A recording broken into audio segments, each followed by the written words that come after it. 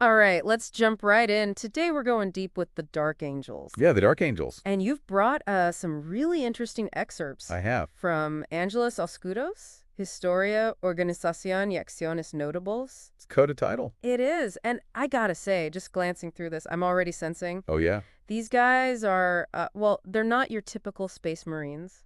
You could say that. More than a little mysterious, wouldn't you say? Well, they are known for their loyalty to the Emperor, of course. Right. Every Space Marine chapter's got to have that, right? Yeah, but the Dark Angels, they carry a kind of a burden of guilt Oh. and shame that really shapes everything they do. Okay, so this isn't just another good guys in spaces story. No, definitely not. So it sounds like there are some skeletons in the power armor closet. You could say that. To really understand the Dark Angels, we need to go I got back to the beginning. to their origins. They were the first Legion, Oh, wow. So before even like the Ultramarines and all those guys. Yeah, the prototype for all Space Marines. Top tier from the start. Absolutely.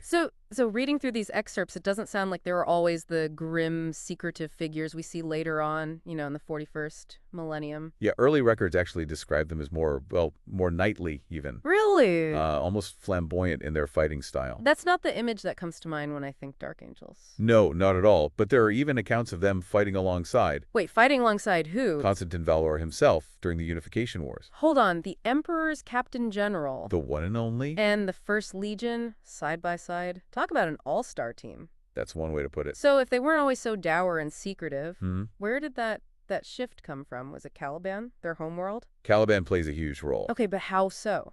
Well, it wasn't your average planet, more of a death world. Ah, that explains the fighting prowess for sure. Yeah, where knightly orders constantly battled these monstrous creatures. Survival of the fittest taken to a whole other level. Exactly. And that harsh environment, it really shaped their culture. Right, but what about the secrecy? Because that's not exactly a knightly virtue, is it? No, that came later, and it's tied to their Primarch, Lionel L. Johnson, Ah, of course, the who lion. was discovered on Caliban, of course.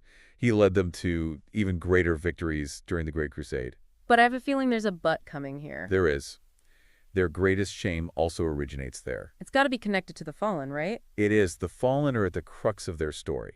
It all stems from the betrayal of Luther, Lionel Johnson's closest confidant. Betrayal at the highest level. You could say that. It goes beyond just a simple betrayal, though. How so? Luther actually led a rebellion against Lionel Johnson, Wow. and it culminated in this devastating civil war that shattered Caliban, Wait, shattered? literally shattered the planet. So whole planet was destroyed because of one guy's betrayal. It's more complicated than that, but essentially, yes. That's extreme. No wonder they're so secretive about it. The destruction of Caliban is, it's their defining trauma.